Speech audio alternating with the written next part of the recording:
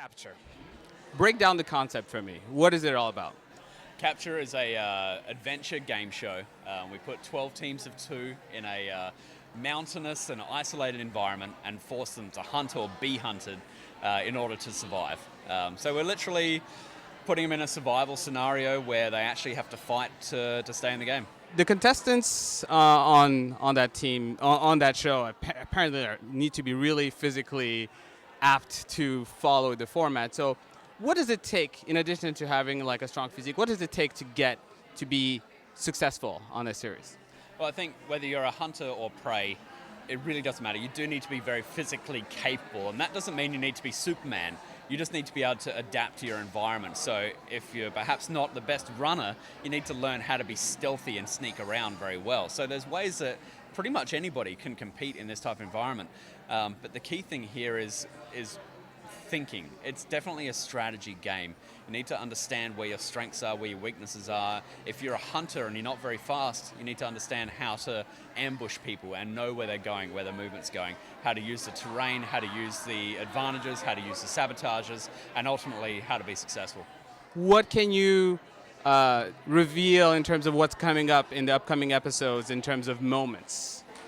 I think what'll surprise people is that this game does evolve and it changes. There are a certain set of principles that are always in place. There will always be a hunt team. There will always be prey. They have to capture prey or else they're in turn up for elimination. Those are the basics there. But throughout the competition, I'm constantly throwing variables in. Temptations like, food or certain comfort items that they have to go for.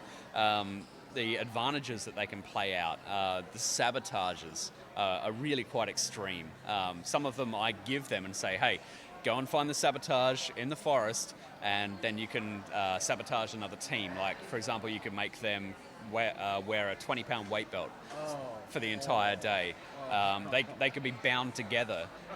They could be confined to a certain area, and there's also things they do which you'll be surprised about, where they sabotage each other without my input. So we'll get teams who sabotage others' success, whether they're messing with the food supply or the water supply or just movement strategy. It gets pretty insidious. Now, I can imagine. How do you think you would do if you were a participant in this?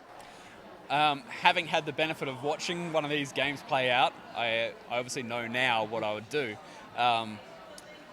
Like I said, you need to be very smart about the way you play the game.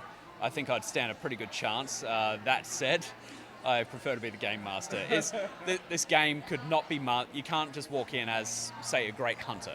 If you're a wonderful outdoorsman, that doesn't mean you're going to do well at this game. This game really doesn't favor anybody. If you look at all the contestants, we have a diverse amount of body types, of physical fitness, of mental abilities, things that people might think are an advantage or disadvantage, but you'd be surprised at who makes it through. Now, you are also helming Shark Week, I believe, on Discovery Channel. So what do you think are some of the common points between a shark and a hunter? I'm very familiar with the predator-prey interaction. Spent a lot of my time around sharks, spent a lot of time managing people around predators. So when it comes to the hunter-prey scenario, I'm definitely familiar with that. I think what I'm also very accustomed to is, managing teams of people in the water with predatory animals. People who don't listen to what I tell them to do could end up getting hurt, eaten, go home in a body bag. I was able to bring that type of gravitas to the show where it's like, okay guys, here's what's going to happen today. You listen to the rules, you listen to the advantages, the sabotages, everything else. If you don't listen to me, there's a price that you're going to pay, and that price might mean that you're going home. And people who didn't listen to me, they learned pretty quickly that they should pay better attention.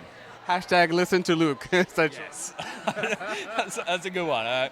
They learned that lesson pretty quickly, and you see it. At first, there's a couple of teams who are, they think they're better than theirs. They got it all sorted out. They get slapped down pretty quickly, and I can see it radiating up at me on the stage where they're like, I hate you, but I have to listen to you, damn it. And I'm like, yes, you do.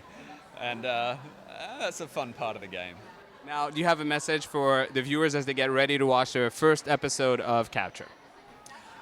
Get ready for something that you haven't seen before.